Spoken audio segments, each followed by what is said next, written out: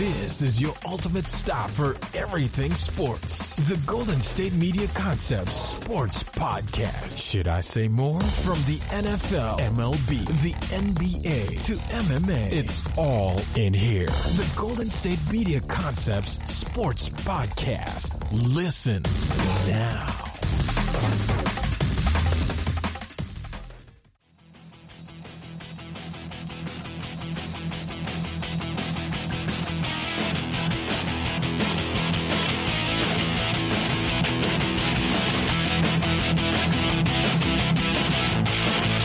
Hello, ladies and gentlemen, and welcome to the GSMC Sports Podcast, brought to you by the GSMC Podcast Network. I am your host on the Sunday edition of this beautiful podcast. I'm your host, Josh Strickland, and we're gonna jump right into it. We got XFL to talk about. We got MLB trade drama. We got NBA. How the Rockets doing with no center? We'll talk about all of that and more coming up. But first, we're going to start talking about the XFL. They had their first couple of games yesterday. First game between the Seattle Dragons and the DC Defenders, and then the second game between the LA Wildcats and the Houston Roughnecks. So, I'm not necessarily going to talk about the games themselves. I'm just going to talk about the broadcast and the overall product that the XFL kind of brought out. Now, of course, this is just the first two games of the first week of the XFL. So things could obviously change in the future, but these are first impressions. They're my first impressions. They are no one else's. So let's get into it. First thing I noticed about ESPN's broadcast was they broadcasted the Seattle Dragons versus DC Defenders. Actually, first thing I noticed is that I'm trying to find box scores, and it's impossible. I'm trying to find like the game center or the stats. I'm just trying to find stats so I can get, I've watched the games, but I'm trying to get specific stats because I didn't really keep up with stats while I was watching them. But the XFL website's not loading. ESPN doesn't have like a game cast. I usually do ESPN game cast for this because they usually have all the information you need. But none of it's working. So all I have is the scores. But anyways, first thing I noticed is about the ESPN broadcast is that ESPN needs to fix their sound mixing because it seemed like they had crowd mics. They had like a bunch of different microphones going on at the same time. They had crowd mics, they had the player mics, they had the coaches' mics, then they had the sideline reporter mics, and then you had the guys commentating, trying to commentate the game, and it was just a lot going on.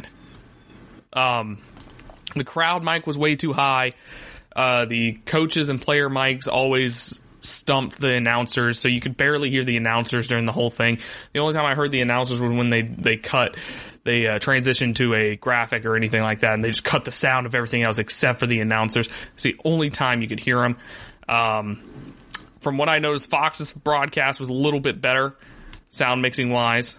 ESPN was going heavily into the whole fact that you can listen to the players talk and the coaches talk, which is going to be very interesting for the future of this league because pretty much all of your play calls are out there. So basically the coach, they would mic up the coach, and the coach would give a play, like give literally every single part of the play call, and then they would run it, and that's the play. You know what that play is. And also, it seemed like they used a bunch of generic terms a lot of the time because the announcers knew exactly where everything was going because I feel like they were using very basic football terms for everything. So maybe it's not that big of a deal. Maybe everybody just has like a basic playbook that they kind of follow and they can build upon it if they want to. But I thought that was interesting because how is that going to work for the future games when one team knows your play calls, and they know where the ball is going because they watch the broadcast where in this situation coach called zip right 42 blast or something like that, and the defense is just like, oh, he's running right there. It's going to be interesting to see how that pans out. That I found that kind of odd. Another thing I found odd was the sideline reporters interviewing players immediately after something happened. So, like, for instance, there was this is my biggest endorsement of the XFL. I just want you to know that this is the main reason you need to watch it. In about a 2-minute span, you had some pushing and shoving where some dude gets knocked to the ground and it looks like there's about to be a fight, but it's not. There's a penalty for that. ESPN goes and interviews the guy who they thought the penalty was on, which is like this big lineman dude with long blonde hair. They interview him. During the interview, he drops the F-bomb live on television, and it was not covered up. They tried, but they failed. So you have that. And then the very next play was a blocked punt for a touchdown for the DC Defenders. All of that in about a span of 2 minutes. So my thing is, if that doesn't entice you to watch the XFL, I don't really know what will. Because that's insane. All of that combined is insane to just take in, you know. Let's talk about the actual product on the field. It's okay. It's about as you expect. I think it's a step up from the AAF, the Alliance of American Football, that happened last year. Because the thing about the Alliance of American Football, they went for local talent. So every team had like their own region that they could pull from different colleges and stuff like that, because they wanted to get homegrown fans. They wanted to get fans around them, which was a smart move in my opinion. But it led to kind of some bad teams, because they're mostly pulling from college guys who never played in the NFL, never even were on practice squad, or if they were on a practice squad, they were only there for like a year. Meanwhile, the XFL, they chose a lot of guys who were in the NFL for a while. A lot of the guys they have are practice squad guys who've been on the practice squad for a while. Some guys that were in the league for a while, but due to injuries or due to like some other thing they couldn't control, they're not in. So I mean, and that's how slim the margin is in the NFL. Like one little thing can go wrong, and now you're not on the starting roster. You're not on the 53-man roster, and you're just kind of sitting there. So the XFL kind of pulled from that crowd of players a little bit more, which led to overall a better product, because you can really watch these games and you can feel that some of these guys can make it in the NFL. When I watched the AAF, I was like, he's playing good, but against this talent, for instance, PJ Walker for the Houston Roughnecks, he had a fantastic game. Threw for 272 yards and 4 touchdowns. He threw some absolute dimes. Cardell Jones made some fantastic plays for the DC Defenders. A lot of defensive guys made some plays. I don't know any names off the top of my head, but there was some good football. There was a good football product on the field, which I'm a big fan of. It was fun to watch. The new rules, which I'm about to get into, are interesting to say the least. The kickoff, where the two teams just basically line up on the 35 and wait for the dude to catch it. It's interesting. I feel like there's not a lot of room for... It's supposed to make kickoffs more exciting, because kickoffs usually would just like get kicked in the end zone or fair caught or something like that. It's supposed to make it more exciting and less health risk, because kickoffs are the most dangerous part of football. Most dangerous play in football. So they kind of took out some of that health risk. However, it's not that entertaining. I saw some people on Twitter like hyped about it, and I'm just sitting there and like, it's okay.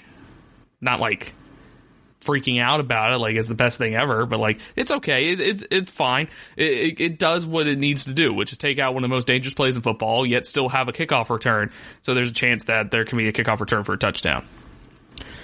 We'll move on to the points after touchdown, which I thought the 3 points would be used more. So basically, you have the 1 point, which is at 2 yard line. You have the 2 points, which is at the 5 yard line. And then you have the 3 points, which is at the 10 yard line. I don't think a single team went for the 3 points. Now, I do understand that is basically just going to be used if a team is trying to come back from a deficit. For instance, Seattle was down 12, and XFL Twitter account mentioned that, it's only a 2-possession game, because they can score, get a 3-point after touchdown, and then kick a field goal, and it's a tied game and stuff like that, which makes end of game decisions much more interesting, because there's a lot of times where I'm just kind of like, you should have just went for 2. Like, for instance, Seattle tied at 19-19 and they went for 1. Might as well just go for 3. because if you miss it, guess what? You're tied still. If you get it, then you're up by 2. You're up by 3. So there we go. I will probably have a weekly segment on the XFL. I don't know when it will be. It'll probably be on Tuesdays since it's right after the XFL is over. So stay tuned for that. I'll give like power rankings and stuff like that. It'll be a good time. I am going full in on it because I love football leagues like this that give players chances when they didn't really have any to begin with. So I'm interested in how that's going to go. But anyways, I think it was a successful first go round. We have 2 more games today, one at 2, which I'm filming this really late. So I'm going to be watching it while I record the rest of the podcast. So here we go. Up next, we'll talk about the MLB and what's going on with the Mookie Betts trade. Are you looking for the very best NFL and college football podcast? Then check out the GSMC Football Podcast. Get the latest football news both on and off the field. From the NFL Draft to trades to the rumor mill to the NFL Combines. They got you covered. That's GSMCpodcast.com/football-podcast. Get updates on college rivalries, game day insights, and much, much more. It's football talk the way you want it. This show eats, sleeps, and breathes football. Don't forget to like them on Facebook and follow them on Twitter. Visit GSMCpodcast.com for more info.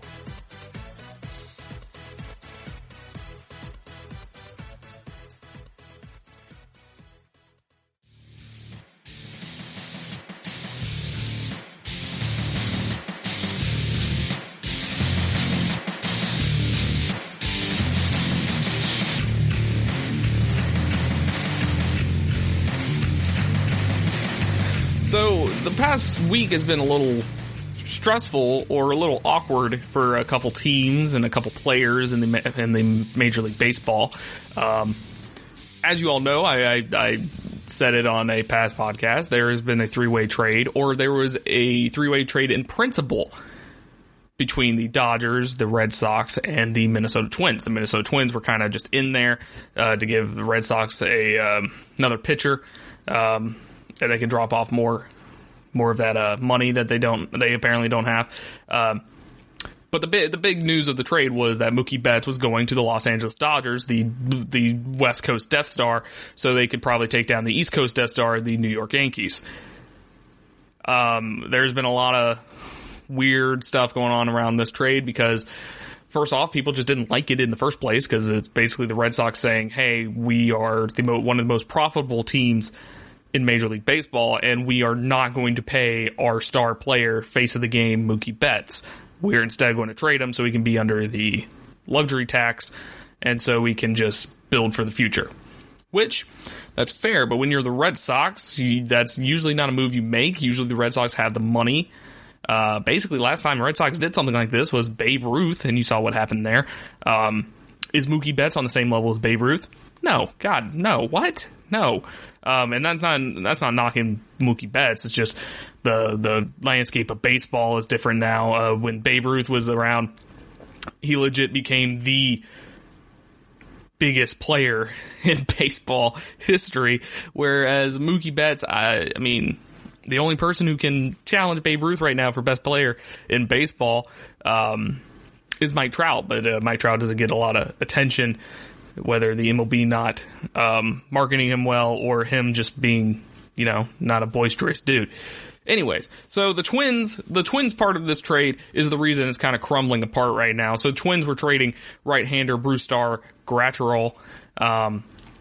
So the main issue is the Red Sox wanted him to be a starter because the Red Sox only have like 2 spots open because they traded David Price to the Dodgers, or they were going to trade David Price to the Dodgers. So they were hoping for a starting pitcher. The Twins were using Brusdar as a reliever, and they've been warming him up as a reliever and as a bullpen guy for pretty much all last year and all throughout this offseason. So they trade him to the Red Sox. The Red Sox then evaluate his physicals and stuff like that, and because of him not being projected as a starter and instead being projected as a reliever, like the Twins pretty much told them that he was going to be, the Red Sox are now asking for an additional player and or money to kind of make up for that discrepancy, you know? So, what the hell? The Red Sox kind of... I have a feeling the Red Sox are just getting kind of cold feet, you know? The trade never officially went through. Technically, there was never a trade. I mean, there was a trade in place. There was a bunch of people who announced it, reported it, and stuff like that. But none of the teams made an official announcement because none of the trades actually went through yet. So, some people are thinking that the Red Sox kind of got cold feet, but the whole thing kind of got ruined because it got reported, and now the Red Sox are expected to either go through with this or just absolutely scratch it. So, yeah. Reviewing player medical records is one of the last steps in completing a trade. So they were on the last step of completing this trade. So none of the players were notified about it until midnight Wednesday because the deal was not official yet. But you hear all these stories on ESPN, on The Athletic, on Twitter and all this, that these guys have been traded. So, where are we now?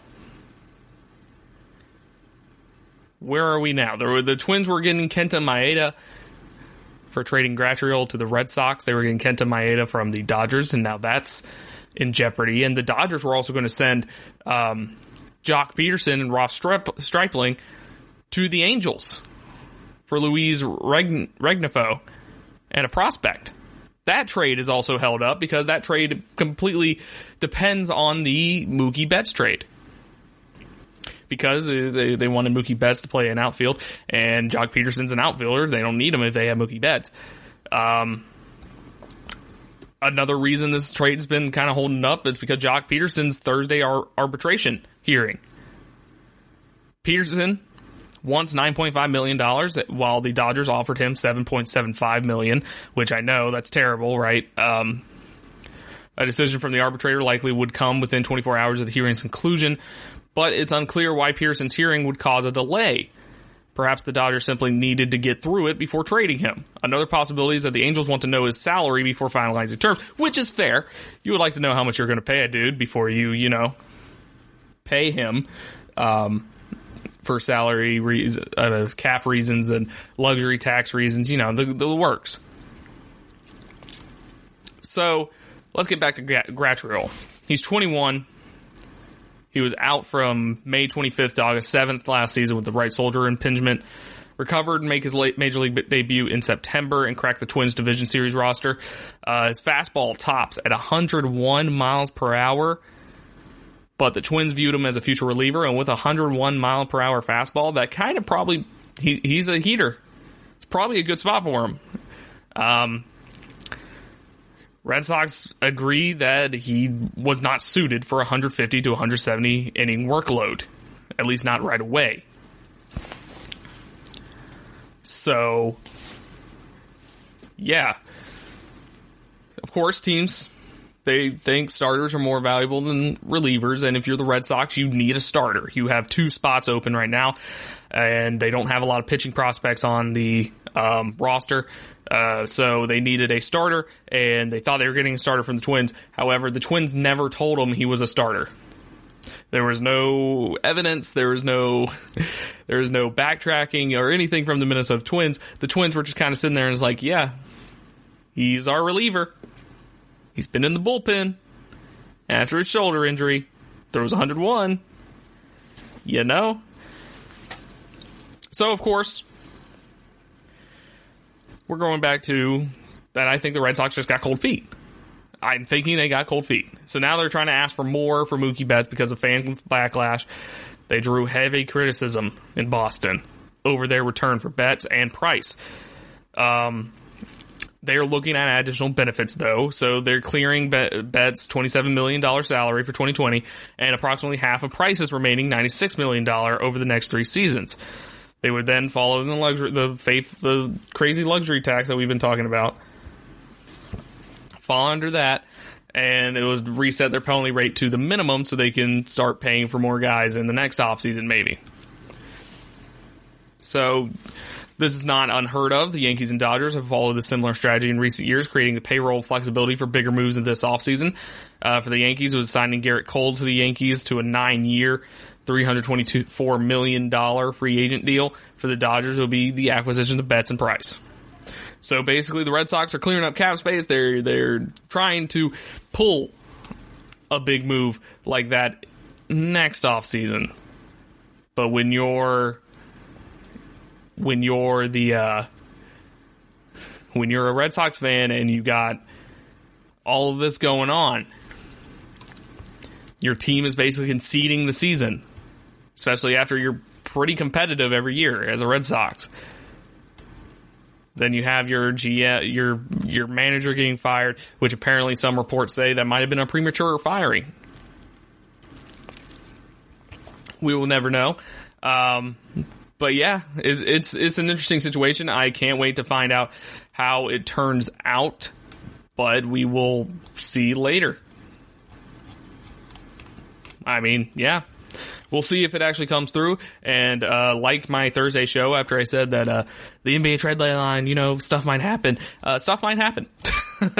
Whether it be, I heard the Twins are completely out of the three-way trade, so Dodgers and Red Sox might just have to figure out a deal together, or the Twins could come back in with better offers. Because I don't think the Twins are going to give up more than they originally were going to give up. They're probably very confused at this moment because they were like, we didn't lie to you. You just evaluated the guy wrong, I guess. Anyways, when we come back, we will talk about the Andre Iguodala deal and that whole storyline over there with him and the Memphis Grizzlies when we return.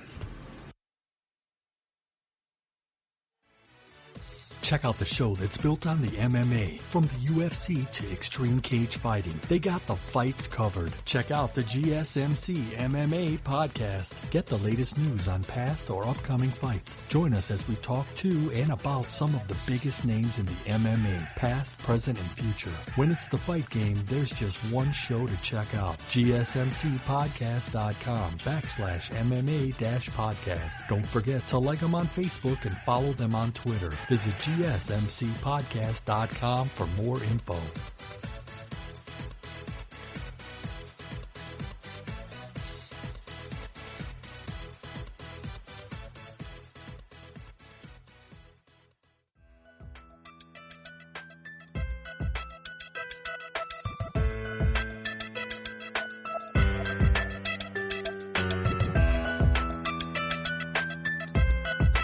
Andre Iguodala, Iggy, NBA Finals MVP, played for the Golden State Warriors for the longest time, played for the Nuggets, I believe, before that. I mean, he's a solid player. He's getting up there. But he was with the Memphis Grizzlies, and you probably know this story already, but he was with the Memphis Grizzlies. The Grizzlies signed him, but he never showed up to camp. He never played a game. Stuff like that, but he was still on the team. It was a very weird situation. I still fully don't understand the situation because he got signed to a team, but he never played. It is interesting to me, but there's some chirping coming up in the past couple weeks from Memphis Grizzlies players and Iguodala himself, and then Steph Curry came in there as well. So Iguodala basically said he wants to mentor young players, but he doesn't think Memphis is the place he wants to be because Memphis is they're doing better than expected this year. I know that for a fact. So, for instance, the Grizzlies are 8th in the Western Conference. They're 26-26, 500 record.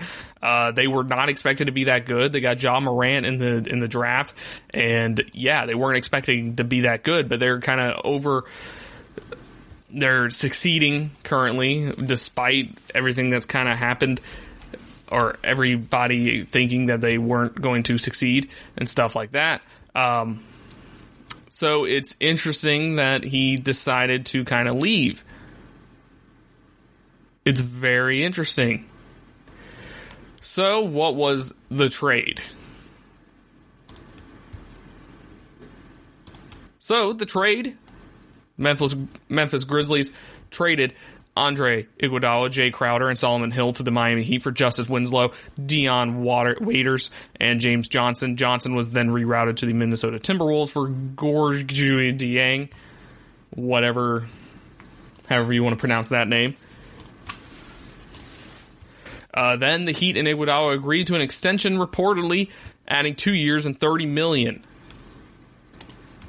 to the second season is non-guaranteed. So, the Heat has cap issues. So this makes no sense. They're extending the 36-year-old, takes their whole cap issues to a whole different level. It was widely expected he would return to the Warriors after spending most of his season in the Bay Area, but now Iguodala spends his golden years in South Florida because that's where everyone retires. This is such a weird... He sat out for half a season, complained, promoted his book, hung out in the Bay Area. He didn't even hang out in Memphis. He hung out in the Bay Area, invested in some companies, still convinced a team in a state with no state income tax to extend him for $15 million guaranteed. It is honestly impressive how this all played out. It is impressive how Andre Iguodala pulled this together. And I've seen a lot of people saying, it's like, is Andre Iguodala even worth it? He's 36 years old. Is he worth it? Is this worth it? Is it worth it to have Andre Iguodala, especially extending Andre Iguodala? He played the media. He got the media to help him play teams. Grizzlies took on a ton of good money to get a good player in Justice Winslow, who has an awful lot of injury issues. Is that worth the $28.7 million that James Johnson and Dion Waiters are slated to make next season? That's crazy. This makes no sense. I mean, it makes sense because they needed to trade Iguodala, but I just don't know how to explain this even better because it just makes no sense on Memphis' side of the deal. The only explanation I can think of is Pat Riley sold them the idea that expiring contracts in 20 and 21 are more valuable than the equivalent cap space. I mean, but this is a great deal for Miami.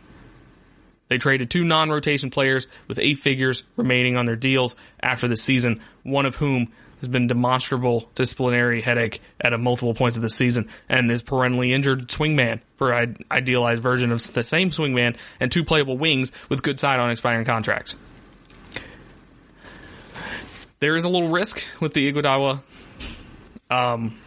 extension because, he's 36 years old. We'll see how that works out. But the fact of the matter is he's a good player, but he hasn't played for half the year. He hasn't played all year.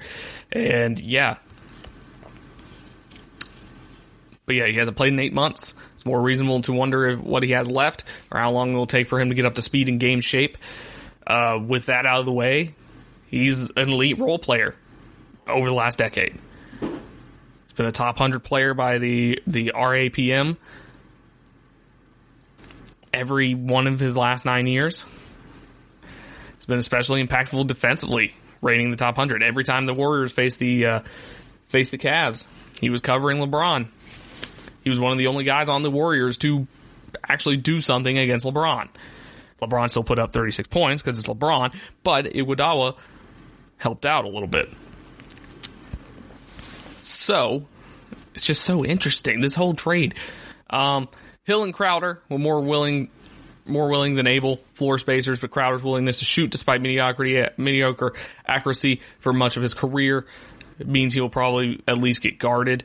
For Memphis, Winslow profile is very similar to Iguodala, just without the first half of Iggy's as a reasonable, proficient primary option. Winslow has been in the top 100 of the defensive RAPM every year of his career, top 40 in the 4 or 5 years.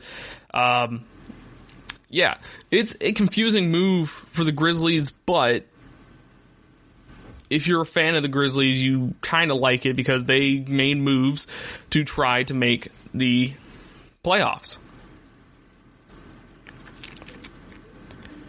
You're taking a lot of money in contracts next year for players that are just marginally better.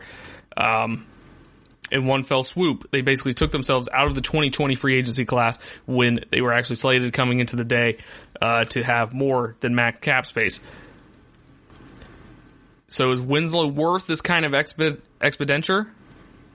Do we think the opportunity cost of using the 2020 cap space in this manner is real?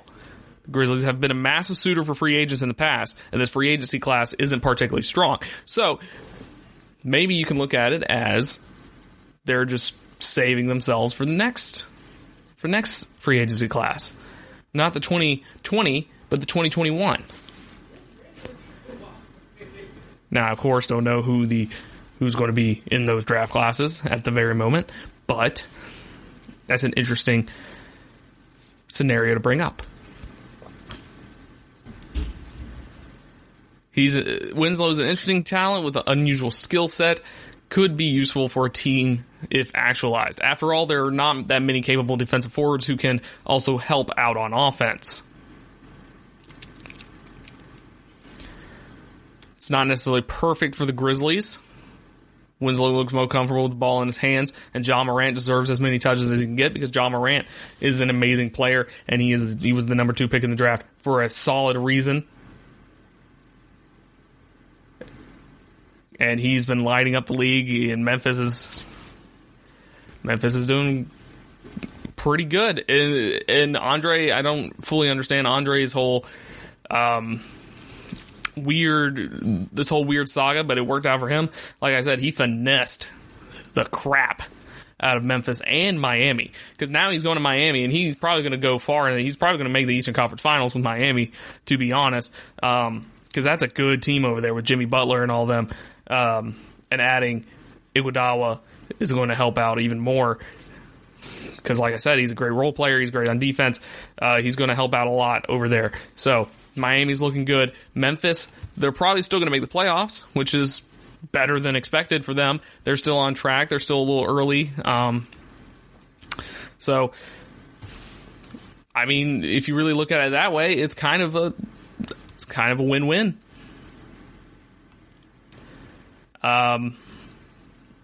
So yeah, it's kind of a win-win, but it's just very interesting to me how that turned out.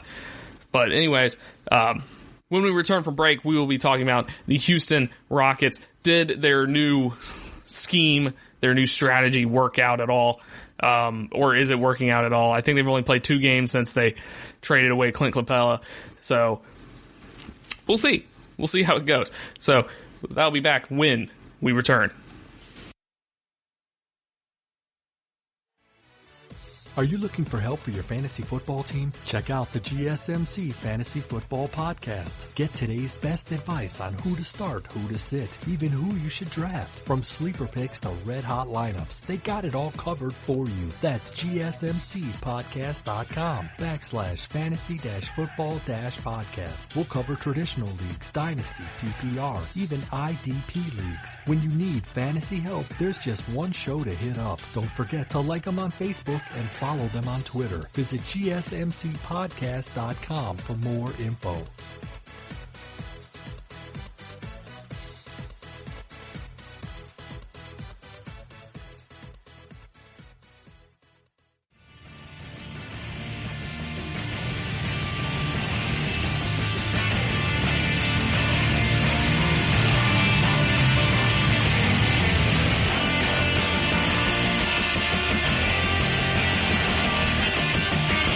So the Houston Rockets, they traded away all of their big men, and people were interested in how that would work.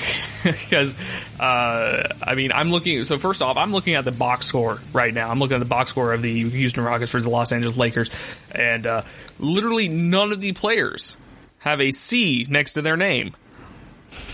Not a single one. And that is just hilarious. So, if you don't know, the Houston Rockets kind of are going away from centers as they traded both their big men in Nene and Clint Capella to the Atlanta Hawks. And this left a lot of questions that needed to be answered, like, how is that going to work?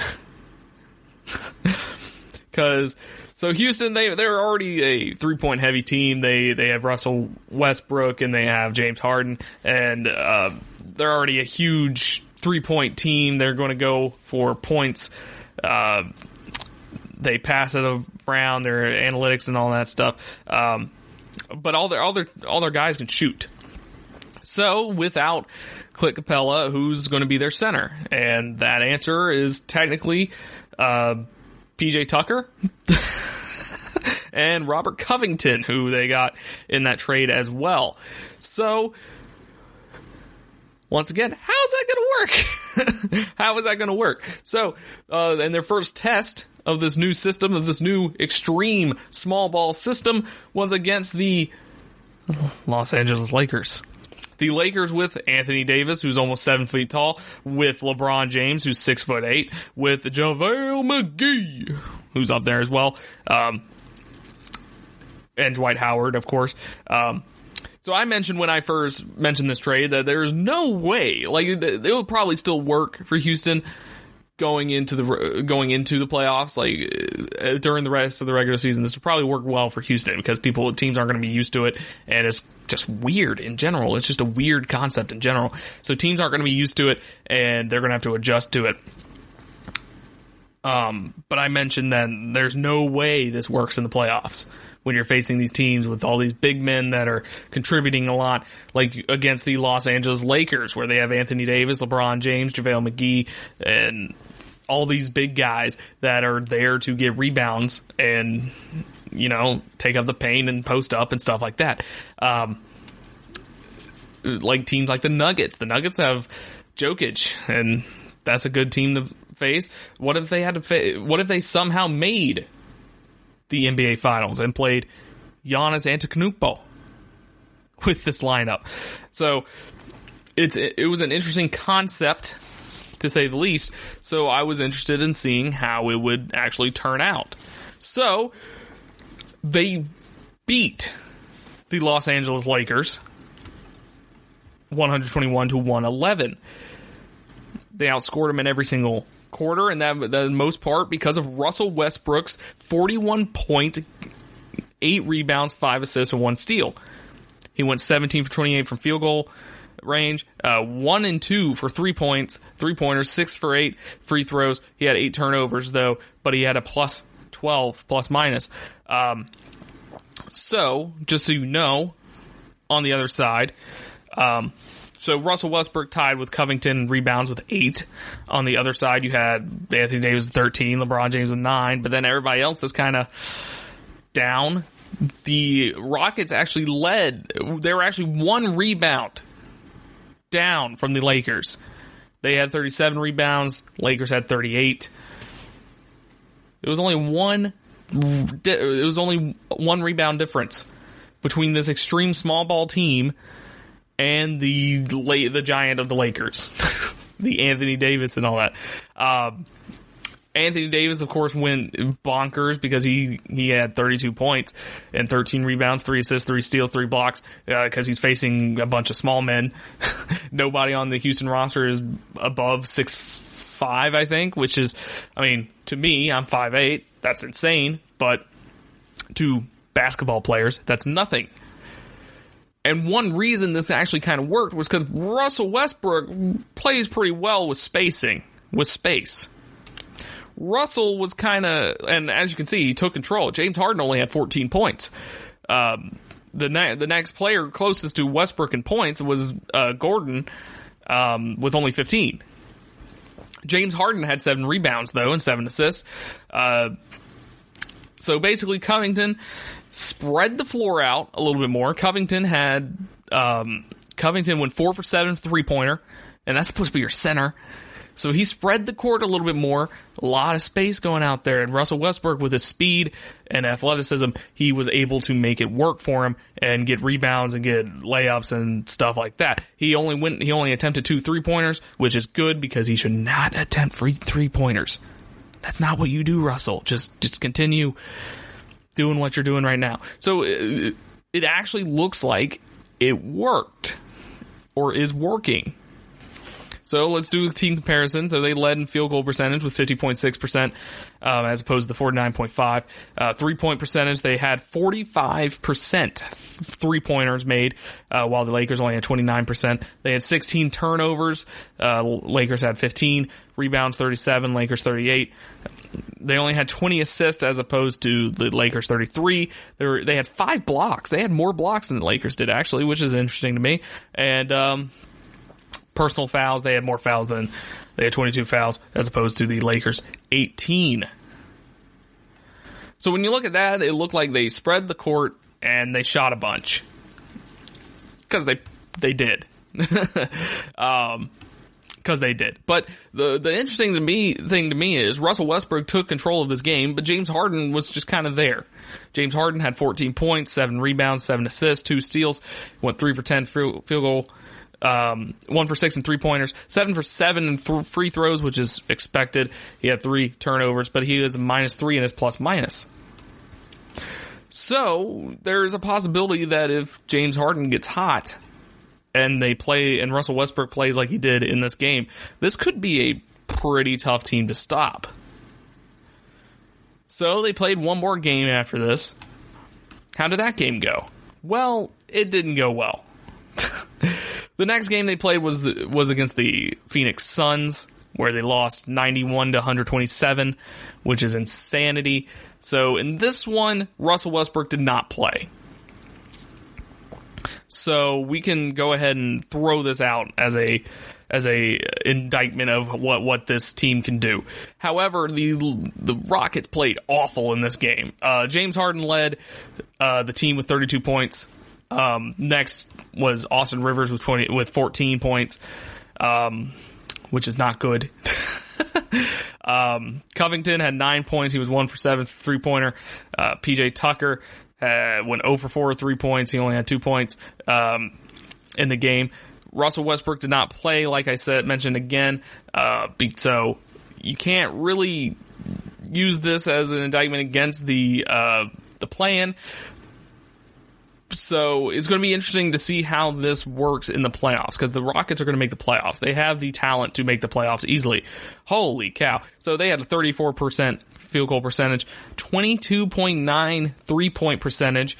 They had 29 rebounds opposed to the Phoenix Suns 51, which once again is because Russell Westbrook knows how to get rebounds. He averaged a triple-double for like 3 seasons straight. He knows how to get these rebounds. Only had 16 assists as opposed to 29 from Phoenix, 5 blocks as opposed to 9, and then, yeah. So they didn't have Russell Westbrook, and that led to a very poor game on everyone's part. Like, James Harden is the only one with a good game, but he only had 2 rebounds, 5 assists. So James Harden, if you plan to take control of this game, you're going to have to play better than that. House led in rebounds with 6, followed by Covington with 5. So yeah, it's just crazy to me that they went from beating the Lakers by 10 to losing by 30, and I know Russell Westbrook wasn't there. It's still crazy. That doesn't make a difference. Their next game is actually tonight against the Utah Jazz. I will be watching that just to see see if Russell Westbrook plays again and see how they do again. So we'll see how that goes. Up next, we're going to talk about the NHL. We're going to do like a quick NHL update, since I have not talked about hockey at all. We're going to do a quick NHL update with playoff projections and what the standings are currently. So we'll get to that when we return. Are you looking to get your college football fix? Looking to get the latest news on your favorite school's team? The GSMC College Football Podcast is your ticket to all things college football. Join us as we talk college football from the national championship, the college rivalries, the bowl game, to the Heisman Trophy. To which conference is the best? We've got you covered for the Big Ten, SEC, Big 12, the Pac-12, ACC, and everything in between. Download the GSMC College Football Podcast on iTunes, Stitcher, SoundCloud, Google Play, or anywhere you find podcasts. Just type GSMC in the search bar.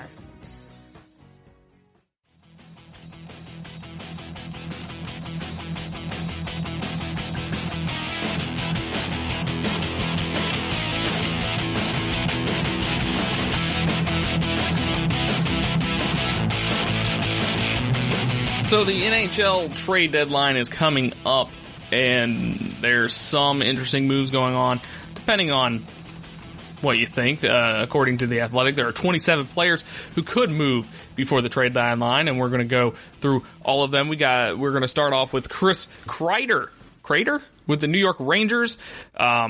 Neither side is rushing contract talks. There have been no real discussions at this point about an extension. With Hall off the market, Kreider now becomes the top rental forward available. He can fly, he can shoot, he knows where to go, he will hit with some anger, he will play hard, he's got a bomb, and he's a really good guy. Lightning GM Julian Breeze-Boy has shown reticence about going into the rental market, as he mentioned in his Joe Smith piece. But Kreider would be a fantastic addition for the Lightning, who happen to have an extra first-round pick because of the JT Miller deal, and that's likely what it's going to take to get him. Rangers can point to Kevin Hayes' deal last year that included a first-round pick, Brendan Lemieux, and a conditional fourth-round pick as a starting point in negotiations. Next up, we got Tyler Toffoli, Los Angeles Kings. One executive said the expected asking price is a second-round pick and a prospect, which might make Toffoli more appealing for teams cringing at the idea of moving a first for a rental. Alec Martinez, Los Angeles Kings. His name is out there. We've seen teams move away from rentals and shift preference to players with term at the deadline, which makes Martinez an attractive trade candidate. He's got another year left on his deal, so it'd be ideal for some teams. Jean-Gabriel Pageau, Ottawa Senators. Playoff experience, salary is reasonable, and his contract comes off the books this year. He's having a big season. There's a lot to like here. Another forward, Anthony Duclair, has boosted his potential trade value too, but one GM predicts he stays in Ottawa.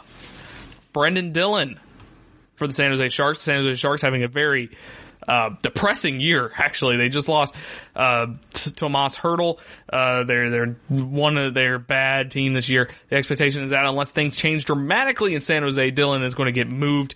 He's exactly the type of defenseman contenders like to add. Big, physical, played in the playoffs.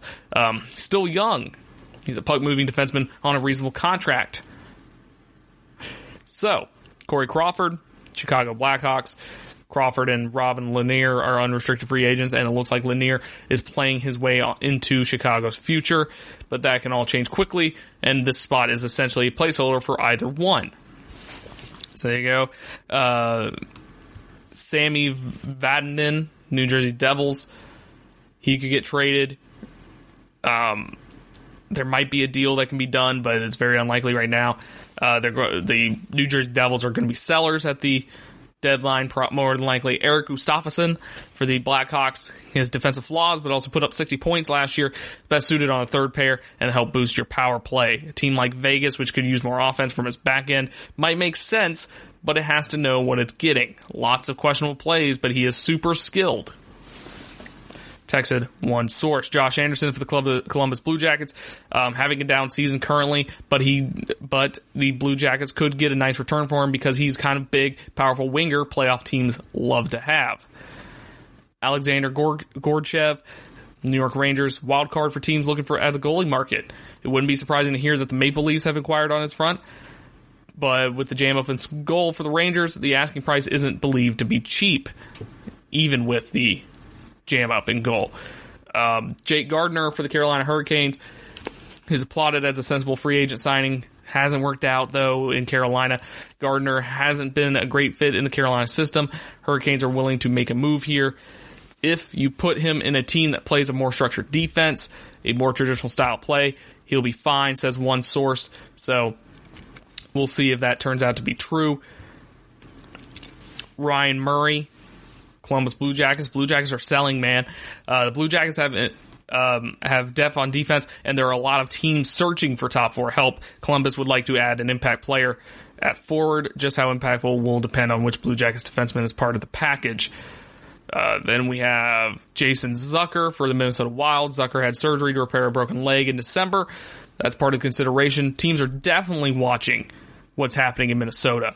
Their GM, Bill Guerin, told Michael Russo that the Wild eventually have to clear a spot in the top six for the addition of Kirill Kaprizov, and there's interest in Zucker. Everyone is seeing what Guerin is going to do. Is he selling or not? So that's an interesting storyline to keep up with when it comes to the Minnesota Wild. Melker Karlsson for the San Jose Sharks. More exciting to have Joe Thornton in the slot, but, Thornton is only leaving San Jose on his request, and when asked if he'd even consider wanting a trade out of San Jose, he shot it down.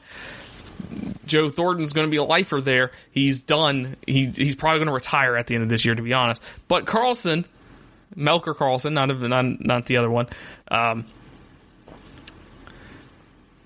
could be a PK boost for a team looking to add forward depth, and this is much more likely trade candidate. Joe Thornton said that he thinks this team is going to make the playoff, which they are not. They are not good. So, yeah, that's some of the names that are being traded. Let's look at the standings real quick. We'll look at the Atlantic Division. The Boston Bruins are currently leading that with 80 points with 80 points, 34-10 with 12 overtime losses. Netting them 80 points. Right behind them is the Tampa Bay Lightning, who have 35 wins, 15 losses, 5 overtime losses. That gives them 75 points because they have less overtime losses. In case you don't know, this is how the NHL standings work. I know a lot of people are kind of confused sometimes about this kind of stuff. A win nets you 2 points, I believe, it nets you 2 points. A loss gets you 0, and an overtime loss gets you 1 point. So there you go. If you make it to overtime, you get a point. So Toronto Maple Leafs comes in third in the Atlantic with 29-19 and 66 points. They are way behind the Lightning and the Bruins. Florida Panthers in there as well with 64 points. Montreal Canadiens has 61 points. And Buffalo Sabres, Ottawa Senators, and Detroit Red Wings all down there, probably not making the Stanley Cup playoffs. Talking about the Metropolitan Division, we got the Washington Capitals on top with 77 points. They're 36-14-5. Pittsburgh Penguins right behind them with 73, 34-15-5. Columbus Blue Jackets right behind them, even though it seems like they're kind of in the selling mood. They're only 4 points behind the Penguins at the moment. New York Islanders are right behind there with 68, and then you got the Hurricanes and the Flyers right behind them with 67 points each. So the Metropolitan Division is kind of a little tight right now. There's only a 10-point difference between the 6th team in the division and the number 1 team in the division. So it's going to be interesting to see how that plays out. But more than likely, the Capitals and the Penguins will prevail and still make the playoffs. But it'll be interesting to see who else will make it out of there, whether it be the Blue Jackets, the Hurricanes, the Flyers, the Islanders. Any of those guys have a chance at making the playoffs over there. We move on to the Central Division with the defending champs, the St. Louis Blues. They're leading their division with 73 points, 32-15-9. Then you have the Colorado Avalanche with 31-16-6 with 68 points. Then you have the Dallas Stars with 67. Then after that, you kind of have a drop with Winnipeg, Nashville, Minnesota, and Chicago all being 60 points or under at the moment. We move on to the Pacific Division, the last division. Vancouver Canucks have 65 points. Yikes. This division is a lot worse than everybody else, apparently. Vancouver Canucks, they have 65 points. They are 30-21-5. Edmonton Oilers, they are right behind them with 64 points. They are 29-20-6. The Vegas Golden Knights, with their brand new coach, who is the former coach of the Sharks, they're 28-21-8 with 64 points. Then you have Calgary at 62, Arizona Coyotes at 61, San Jose Sharks, who are a playoff team according to Joe Thornton. They're not. They're at 52 points with the Anaheim Ducks at 51, and the Los Angeles Kings at 43. So there you go. There's a quick recap over everything that's happening in the NHL. If there's a big trade, of course, we'll talk about it because I'm trying to get the NHL more into the podcast because Stanley Cup playoffs, especially when those start, that's going to be a great thing to talk about. But yeah, so that is it for hockey. When we come back, I will talk about the how paying your quarterback can be bad for you in the NFL when we return. Check out the show built around the women of MMA. From the UFC, Invicta FC, Bellator, and one championship. We got the fights covered. It's the Golden State Media Concepts Women's MMA Podcast. The latest news of upcoming fights, discussions of previous matches. Join us as we talk to and about the biggest names in women's mixed martial arts. Past, present, and future. When it's the women's fight game, you know where to listen to. The Golden State Media Concepts Women's MMA Podcast.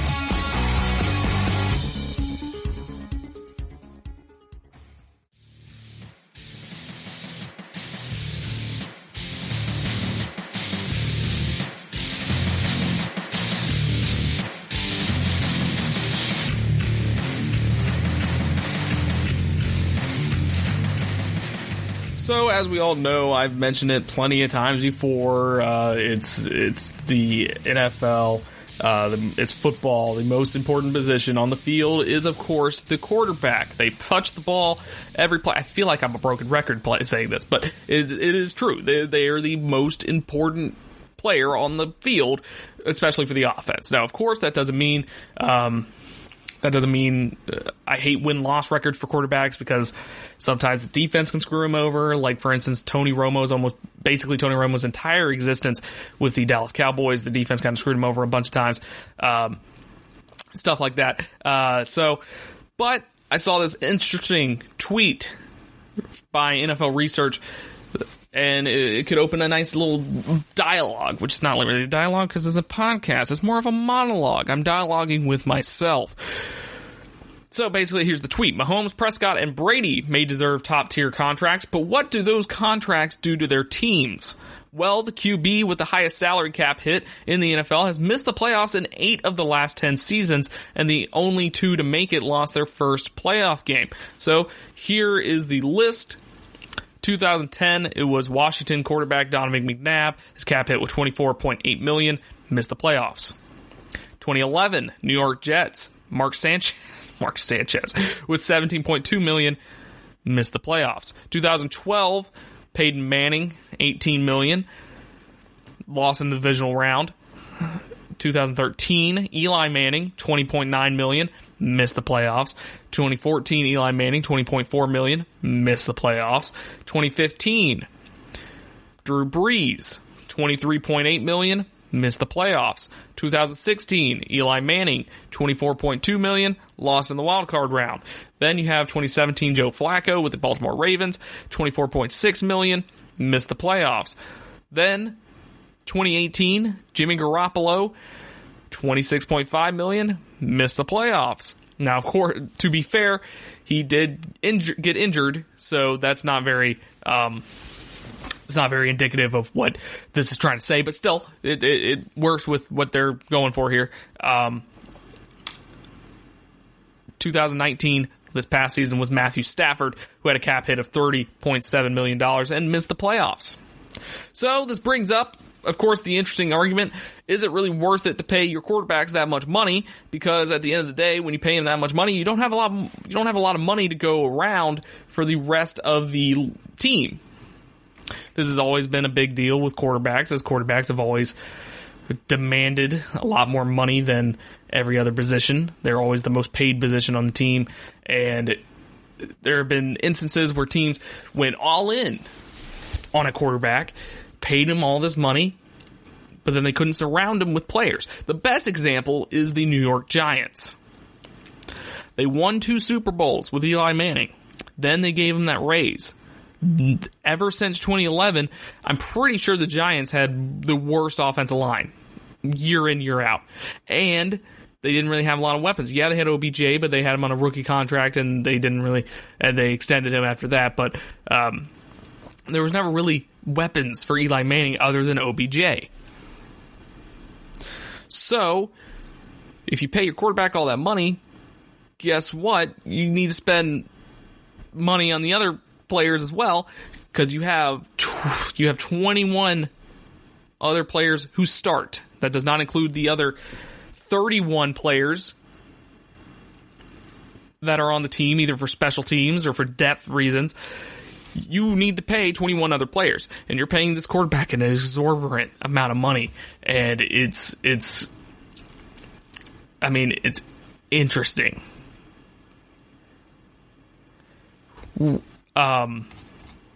So it brings up the conversation: should Patrick Mahomes get paid all that money? Well, he deserves it. And I'm going to make this very clear. There's a huge difference between whether he deserves it or whether he should get it. When I say he deserves it, I mean he balled out, he won the Super Bowl, he's 24 years old or something like that, and he won the Super Bowl, won MVP. He deserves all the money in the world. All the money an NFL team can give him. Should he get it? This is on the view of the team. And now I know a lot of people say, who cares? These teams make billions of dollars. Why should you care about their money situation? Well, I don't. I'm just saying that in the grand scheme of things, if you're a fan of a team that has this elite quarterback, would you rather your team spend all your money on the quarterback or spend money on the rest of the team and just kind of hope you get a decent quarterback out of the free agency or out of the draft? And with a prospect, with a talent like Patrick Mahomes, I think you can get away with not paying the rest of the team that much and kind of drafting around him, because he makes a lot out of nothing. But without Tyreek Hill, without Sammy Watkins, all these dudes who are going to ask to get paid at some point, I just don't see it. Damian Williams, he's going to ask for more money, obviously, because he should have been the Super Bowl MVP, but, quarterbacks.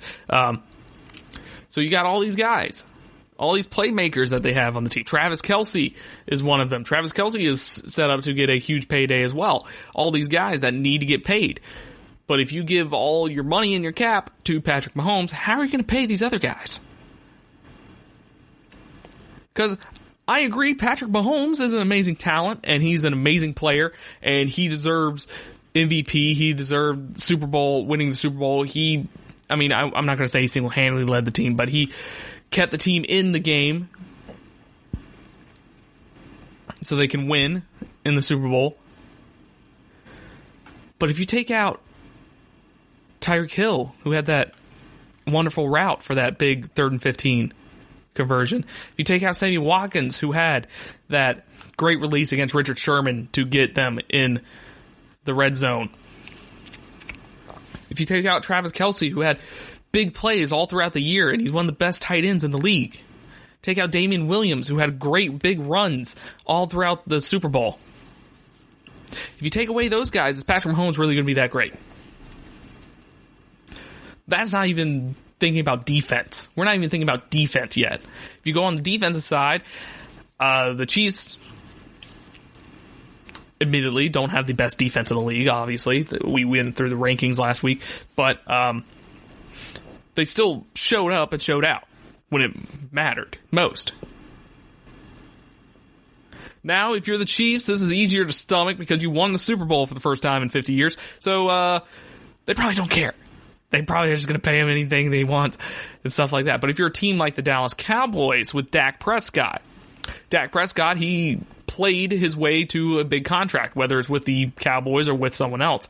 He played his way to a big contract. He led the league in passing yards or something like that, something crazy like that, and all that good stuff. But if you're the Cowboys, yes, Jerry Jones has the money to pay him, but the cap space. You always got to think about the cap, salary cap. If you're the Cowboys, you have Ezekiel Elliott, who you've already kind of paid. And then who else do you really have on offense? So if you pay Dak Prescott all this money, where is the rest of that money going to go? Because they don't have that good of an offense. I mean, they have Dak Prescott and Ezekiel Elliott, who are great, but other than that, it's kind of iffy. So we'll see how that turns out for the Cowboys. And does Tom Brady deserve to have the largest salary cap hit in the year of our Lord 2020? No! Any team that gives him that amount of money is literally just trying to screw the Patriots out of giving him that amount of money, because there is no reason to pay old man Brady that much money. I'm letting you know right now. He looked bad this past year. He looked bad 2 years ago when they went to the Super Bowl and won. He doesn't deserve it. He deserves it because of his accolades. You can say that. But based off current performance, recent performance, because what have you done for me lately here in the NFL? I would not pay Tom Brady $30 million over your cap hit or anything like that. That's insanity. Unless you have a great team built around him, which how are you going to have a great team built around you when you pay Tom Brady all of that money? Some food for thought. If you disagree with me, of course, let me know at Strickland_Josh on Twitter. You can let me know on there. Follow the GSMC Sports Podcast on Twitter, GSMC_sports. You can leave a like, you can rate, you can review us. You can take a listen to us on a different platform if you want to get our numbers up. If you're interested in any of that, do that, please. Thank you for listening, everyone. This has been the GSMC Sport Podcast with the GSMC Podcast Network. Hope you all have a great rest of your Sunday. Watch some XFL. You've been listening to the Golden State Media Concepts Sports Podcast, part of the Golden State Media Concepts Podcast Network. You can find this show and others like it at www.gsmcpodcast.com. Download our podcast on iTunes, Stitcher, SoundCloud, and Google Play. Just type in GSMC to find all the shows from the Golden State Media Concepts Podcast Network, from movies to music, from sports to entertainment, and even weird news. You can also follow us on Twitter and on Facebook. Thank you, and we hope you have enjoyed today's program.